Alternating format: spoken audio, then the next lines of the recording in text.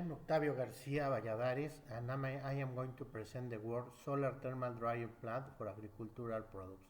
I'm from the Renewable Energy Institute of the National Autonomous University of Mexico. Introduction. The loss and waste of food have a negative impact on the environment due to the use of water, land, energy, and other natural resources to produce food that nobody will consume. Approximately 40% of the food in Mexico is lost due to these causes. And for nopal, approximately 63% of the product is lost. Given this scenario, we consider essential and strategic the creation of community centers for solar dehydration of agricultural products from small producers in order to strengthen the development of the agricultural sector, increase the use of renewable energies, as well as to reduce hunger and poverty. It is also necessary to reduce energy consumption in the food sector and decouple food prices from unstable and increasing fossil fuel prices. Thus, it is desired to use renewable energy for drying agricultural products. For this reason, a solar thermal drying plant for agricultural products was developed and installed in Zacatecas, Mexico, with an 100% national solar drying technologies.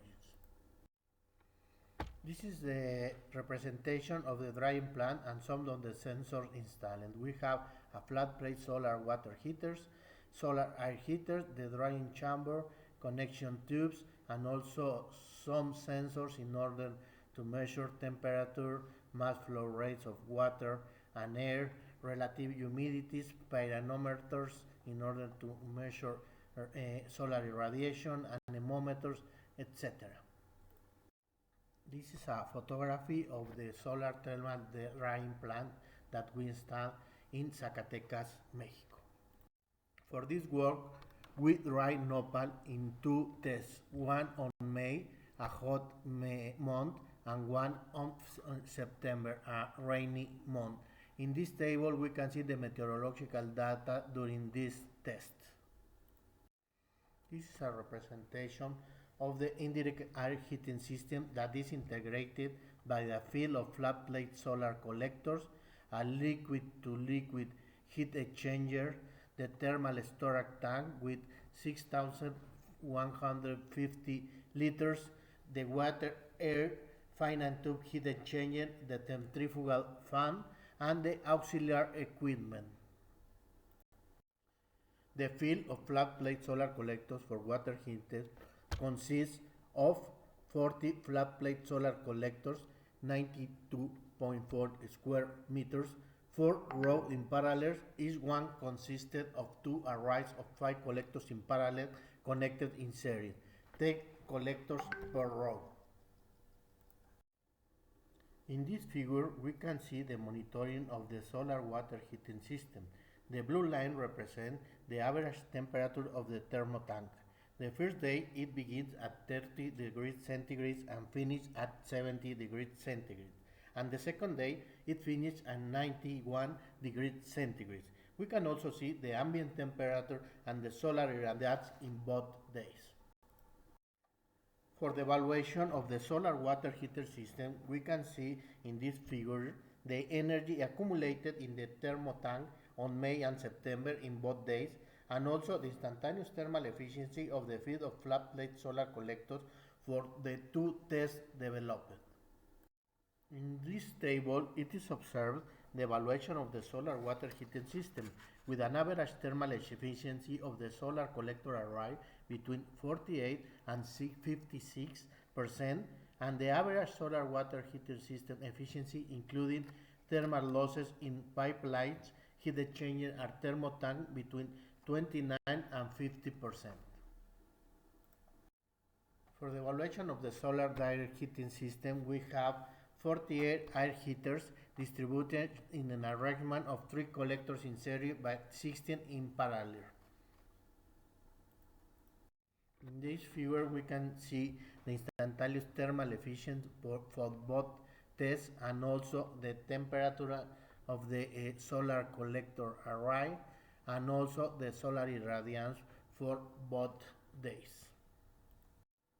For the solar direct heating system, we can see that the effective operation time was 6.88 hours and 6 hours with an average solar air heater thermal efficiency of 42 and 44.7% respectively for the first and second test. The solar indirect heating system was used when finished the direct heating system, and we can use it in the first test for 5.35 hours and in the second test for 3.5 hours, and the heat exchanger thermal efficiency in both tests was approximately 85%.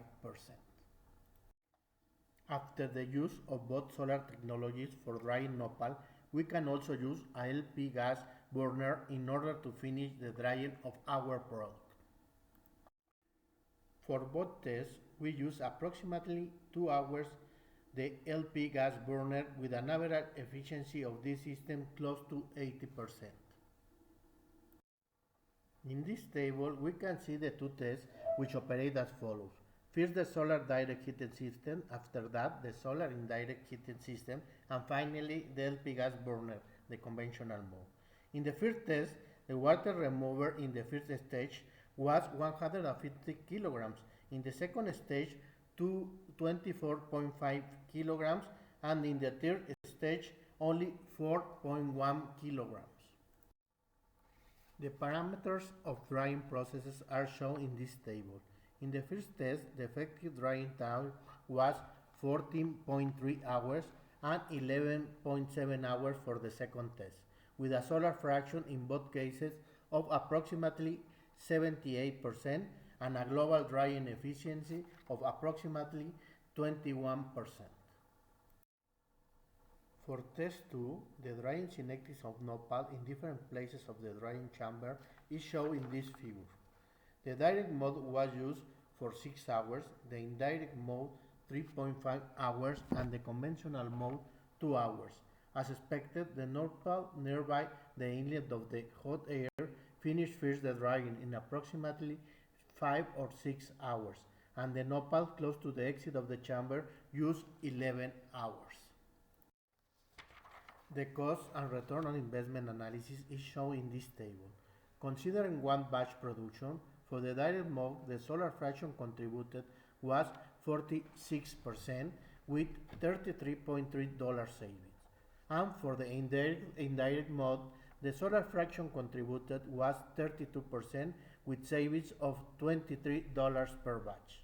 According to that, and taking into account a production of 208 batches per year and a cost of both solar systems of approximately $57,000, the payback period is 46 months, and with the Mexican government incentive of 34 months, with an annual avoided emission of approximately 27 tons of carbon dioxide.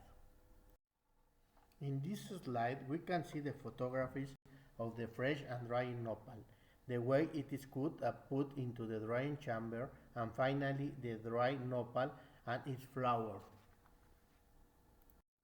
Conclusion. The thermal efficiency obtained in the solar collectors was 51%, and for the solar air heaters 43%. The solar fraction obtained was approximately 78% with an effective operation time with solar technologies of about 11 hours for dry nopal. The global drying efficiency, direct mode plus indirect mode plus conventional mode, was approximately 21.2%.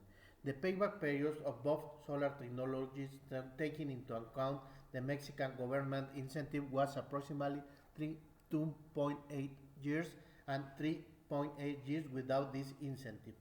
Finally, a solar thermal drying plant was designed, built, and evaluated in Zacatecas, Mexico, for the hydration of agricultural products.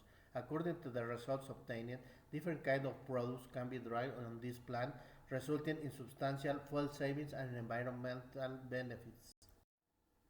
Thank you very much for your attention.